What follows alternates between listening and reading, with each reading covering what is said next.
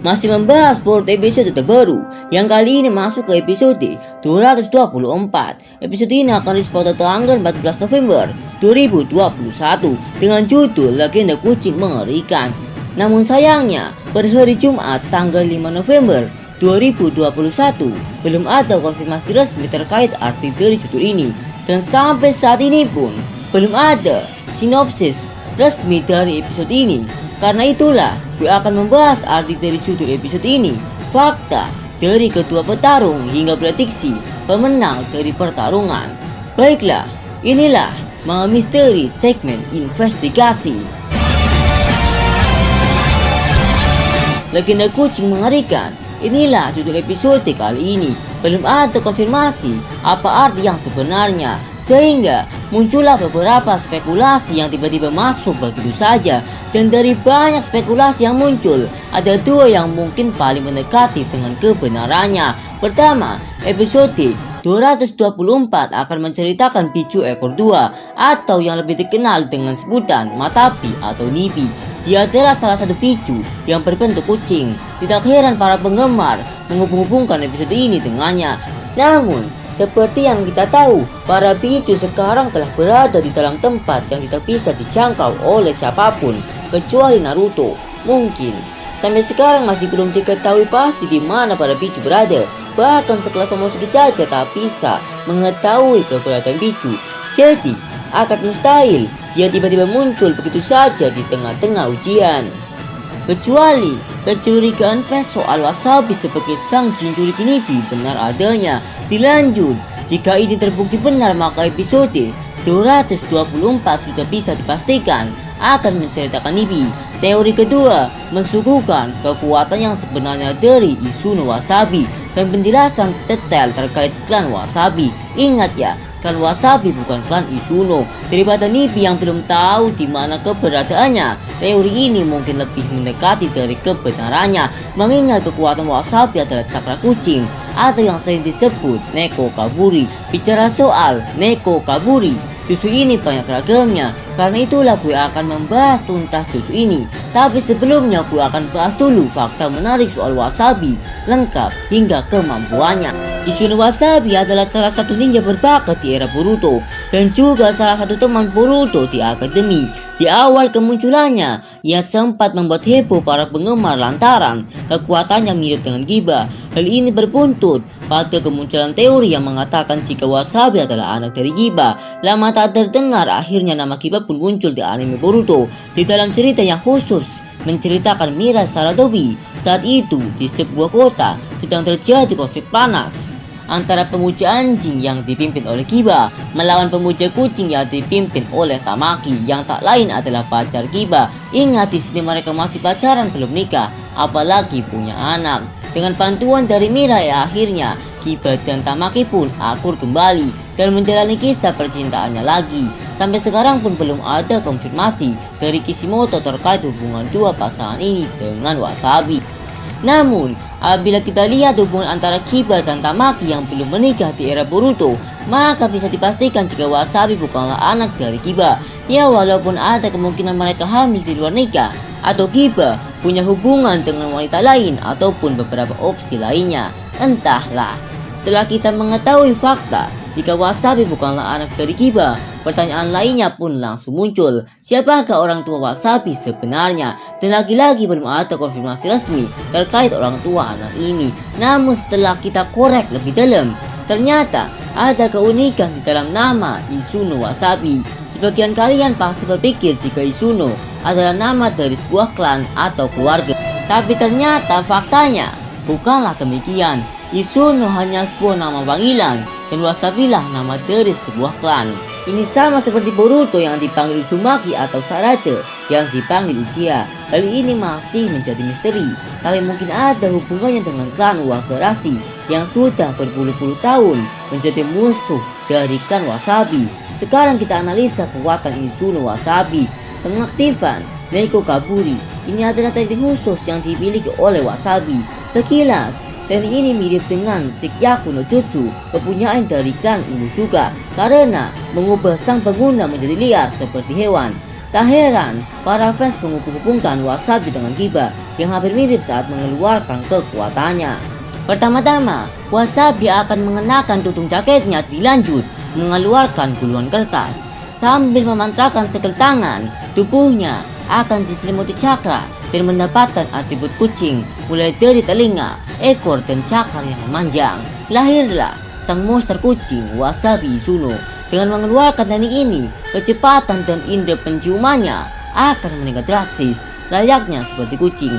Hebatnya lagi, teknik Neko Gaburi dari Wasabi banyak sekali variasinya. Hal ini tertera dalam gulungan yang selalu ia gunakan saat mengeluarkan tekniknya. Terpantau ada beberapa jenis perubahan kucing yang tertera di gulungannya itu, yakni kucing belang 3, kucing tortor, dan kucing liar. Lalu berdasarkan perubahan daftar kanji dalam gulungan di anime Boruto episode 37 dan 49, tampaknya Wasabi mempunyai 2 atau lebih gulungan yang membuatnya bisa berubah menjadi varian kucing lainnya, yakni kucing Siam dan kucing Persia. Itulah pembahasan seputar Wasabi. Sebenarnya ini agak melenceng dengan pembahasan yang seharusnya, tapi gue sengaja membahas detail dari Wasabi karena episode ini masih mensuguhkan pertarungan ujian Chunin, dan gue yakin judul episode ini akan ada hubungannya dengan kekuatan baru Wasabi yang akan ia gunakan saat melawan Iwabe di ujian Chunin tahap akhir ini. Bingo, sepertinya Iwabe lah yang akan menjadi lawan bagi Wasabi. Balik lagi, ini masih belum ada konfirmasinya. Namun jika kita lihat alur cerita dan spoiler Boruto episode 225, maka kemungkinan inilah yang paling besar untuk terjadi. Oleh karena itu, gue akan menunda kembali pembahasan mengenai legenda kucing dan berbalik arah ke Iwabe. Kita akan menganalisa kekuatannya, dan untuk judul pada episode ini akan gue bahas di akhir video beserta prediksi siapa yang akan memenangkannya. Baiklah, Iwabe Yuino adalah salah satu murid tua di Akademi Shinobi. Dikatakan murid tua karena ia telah 2 kali gagal di ujian kelulusan, sehingga ia masih menjadi murid Akademi sampai era Boruto. Di awal kemunculannya, banyak fans yang berteori jika Iwabe adalah Kawaki dengan alasan ia merupakan karakter antagonis yang pertama kali diperlihatkan. Di awal kemunculannya, ia langsung menantang Boruto untuk bertarung 1 lawan 1. Pertarungan berakhir dengan kemenangan Boruto dan akhirnya Iwabe pun menjadi sahabat baik Boruto. Secara refleks, kecurigaan fans pun mulai mereda seiring kemunculan Mitsuki. Setelah menjadi genin, ia tergabung dalam tim 5 bersama Denki dan Metal. Oh ya, mengenai kan atau orang tua dari Iwabe juga masih misteri.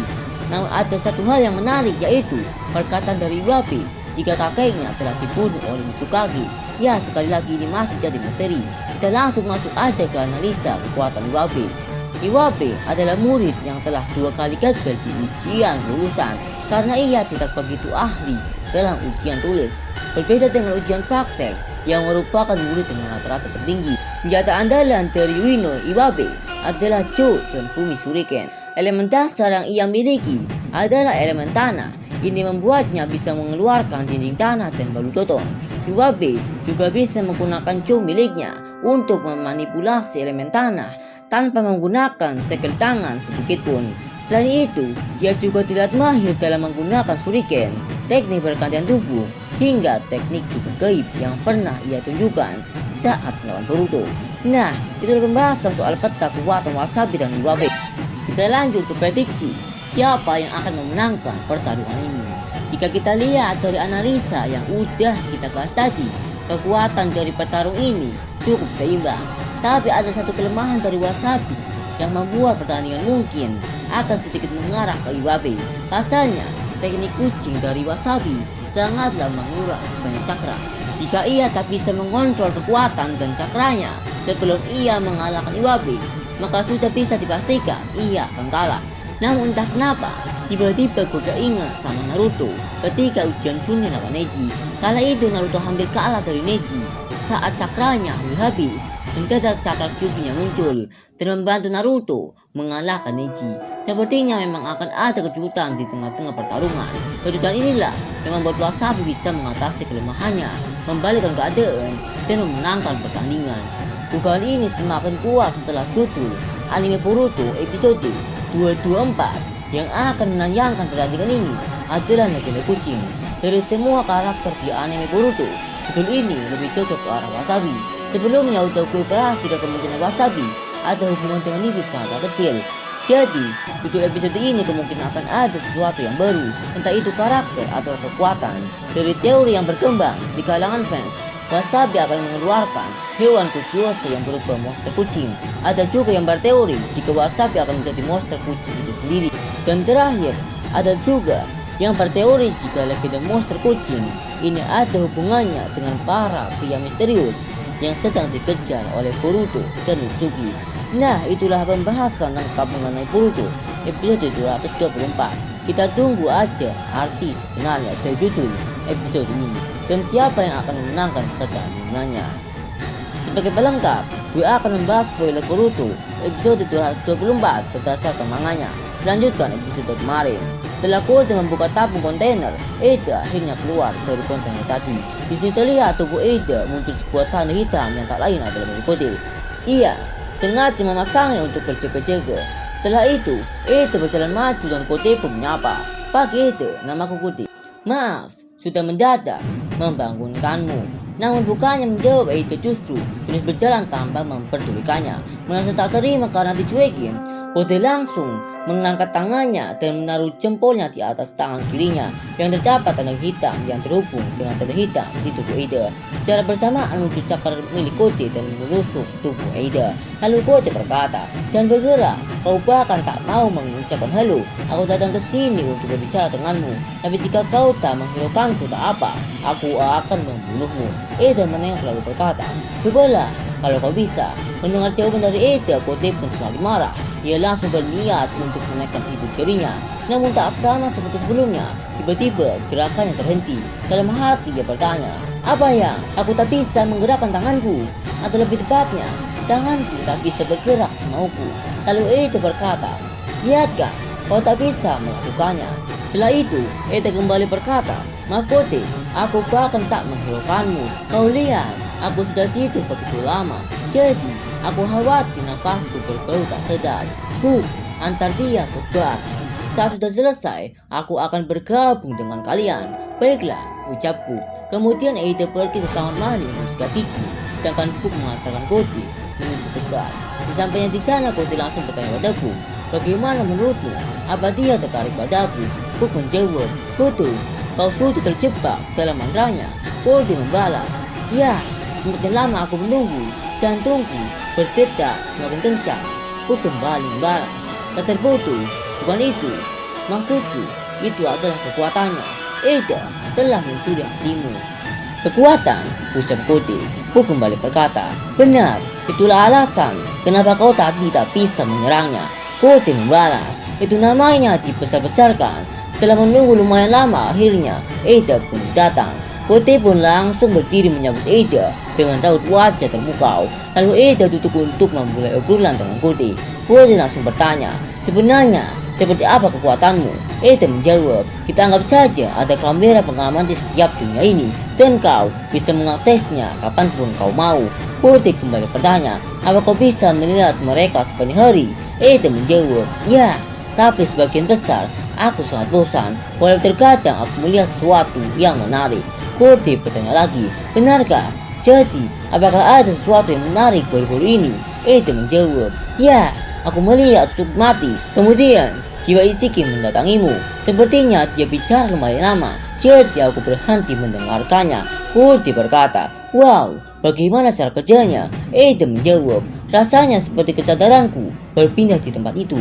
Aku juga bisa melihat masa lalu, tapi aku tak bisa melihat kejadian sebelum aku lahir." Kode kembali bertanya, "Apakah kau bisa melihat masa depan?" Eda menjawab, "Tidak, karena ini bukanlah kekuatan ramalan. Aku hanya bisa melihat kejadian saat ini secara langsung atau memilih masa lalu untuk dilihat. Tapi memang aku memprediksi kau akan datang menemuiku. Anggap saja itu cuma intuisi wanita. Dan aku tahu kau datang ke sini pasti untuk menanyakan bagaimana cara melepaskan pembatas kekuatan itu." Kode membalas, "Kau benar-benar tahu segalanya." "Ya, aku datang untuk itu, agar aku bisa membunuh Kaki dan semua orang yang telah membunuh Shiki. Sebenarnya, saat ini aku mungkin bisa membunuh mereka, tapi aku tak mau mengambil resiko." Eda berkata, "Ya, tapi hanya Amato sajalah yang bisa melepaskan pembatas itu, memakai pengenalan iris dan perintah suara." Kode berkata, Jadi itu, autentikasi biometrik itu bukan masalah. Aku hanya harus melakukan jutsu perubahan dan berubah menjadi dirinya. Eda menepis. Tak semudah itu, karena dia mengubah matanya menjadi alat ses ninja. Dan aku tahu jutsu perubahan tak bisa meniru teknologi yang kompleks. Jadi pilihanmu hanya ada dua. Antara kau harus mempertamati bekerja sama atau mencuri matanya dan membawanya bersamamu. Kote kembali berkata, sial. Eda membalas, ini mungkin sebabnya dia pergi berlindung di desa Shinobi. Dia cerdas dan ini membuatku semakin membencinya. Apa kau benci Yamato? Tanya Kote. Eda menjawab, itu benar. Apa kau tahu kenapa? Kote menjawab, karena dia telah mengubah ulang tubuhmu. Eda menepis, setengah benar, tapi itu bukan masalah utamanya. Kote bertanya, aku tak tahu, jadi apa sebabnya? Eda bertanya, Kote, apa kau suka padaku? Kote menjawab, ya, aku menyukaimu. Aku sudah tergila-gila sejak tadi. Tapi di saat bersamaan, perasaanku padamu menimbulkan pertanyaan. Perasaanku ini sepertinya cukup nyata. Apakah ini tipuan yang diciptakan oleh kekuatanmu? Eda membalas, apa kau tahu semua orang akan jatuh cinta padaku? Tak peduli pria maupun wanita. Ini membuat aku tak tahu orang yang mungkin secara alami sungguh mencintaiku. Karena kekuatan ini memaksaku mencuri hati mereka. Yamato telah merebut cinta dariku. Itulah sebabnya aku sangat membenci Yamato. Kote berkata, oh, jadi seperti itu. Semua orang akan jatuh cinta padamu. Itulah yang membuat Boro berani menyembunyikanmu. Meskipun itu berarti berkhianat pada Jigen. Tapi kenapa Jigen menyuruh untuk memusnahkanmu? Apakah kekuatanmu tak berlaku pada Jigen? Eda menjawab, ya, Jigen adalah pengecualian. Ada dua macam hati yang tak bisa dicuri oleh kekuatanku. Pertama adalah saudara sedarah dan yang kedua adalah Sugi. Oh, jadi begitu, ucap Kote. Eda bertanya, kalau tak salah, Kawaki itu Osugi kan? Kote menjawab, ya benar, walaupun tak sempurna dia masih memiliki karma. Eda kembali berkata, kemarin aku melihatnya, dia berhasil mengalahkan Ishiki dan saat itu hatiku berbunga-bunga melihatnya. Kote berkata, mungkin kau bisa mempunyai hubungan normal bersamanya dan bisa jadi dia adalah pangeranmu. Tepat, ucap Eda. Kote kembali berkata, kalau begitu hal yang sama juga berlaku pada Uzumaki Boruto. Dia juga memiliki karma yang aktif, jadi dia juga memenuhi syarat untuk menjadi pangeranmu. Eda menjawab, kau benar, dia juga imut dan tampan. Tapi bagaimana dengan tujuanmu? Bukankah kau memerlukan makanan untuk menyembuhkan pohon suci? Kote bertanya, apa kau yakin kau akan kehilangan satu pangeranmu? Eda menjawab, tenanglah, itu tak masalah. Lalu Kote mengambil gelas dan kembali berkata, baiklah, sebagai tanda kerjasama kita, bagaimana kalau kita bersulang? Sekali lagi kuucapkan, senang bertemu denganmu. Eda membalas, begitu juga aku. Di tempat lain Boruto sedang latihan bersama tim 7 plus Kawaki. Boruto langsung memberitahu pada Kawaki bahwa dia baru saja meminum obat yang dapat memperlambat proses pengestrakan. Meskipun efek sampingnya bisa membunuh dirinya sendiri. Kawaki langsung berkata, kau pasti bercanda.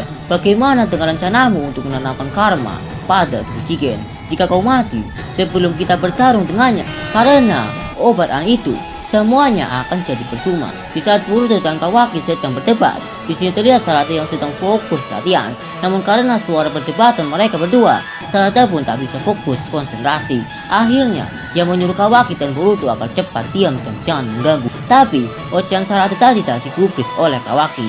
Kawaki lalu berkata, bukankah sudah aku jelaskan? Kita ini bukanlah kalian Kote. Boruto kembali membalas, itulah sebabnya sekarang kita latihan. Mendengar Kawaki dan Boruto tak kunjung diam. Dengan nada tegas Sarada kembali berkata, oke, kalian berdua cukup. Kalian mengganggu latihan. Kawaki membalas, kaulah yang harus latihan. Apa gunanya duduk diam di tempat sunyi seperti ini? Sarada membalas, ini adalah latihan pengendalian cakra yang penting. Kawaki kembali membalas, dengar, itu bagus. Tapi mau berapa tahun kau berencana untuk berlatih seperti ini untuk mengalahkan Kote? Tak terima, metode latihannya diremehkan. Boruto berkata, hei kau, mau meremehkan latihan shinobi? Biar ku ingatkan, kalau kau sendiri yang awalnya ingin belajar ninjutsu. Kawaki kembali berkata, maksudku, ini tidak efisien. Ini mungkin tradisi atau semacamnya. Tapi, ini hanya akan membuang waktu kita saja. Mitsuki ikut bertanya, jadi Kawaki, apa saranmu? Kawaki menjawab, hal yang jauh lebih simpel dan yang mungkin kalian semua suka. Kemudian Kawaki langsung menyerang Mitsuki. Beruntung, dia masih bisa menangkisnya. Jadi itulah pembahasan video kali ini. Kita akan bertemu lagi secepatnya, baik di segmen teori segmen review atau di segmen investigasi. Jadi pastikan kalian subscribe channel ini agar kalian tak ketinggalan informasi terbaru anime Boruto dari kami hanya di sini di Manga Misteri.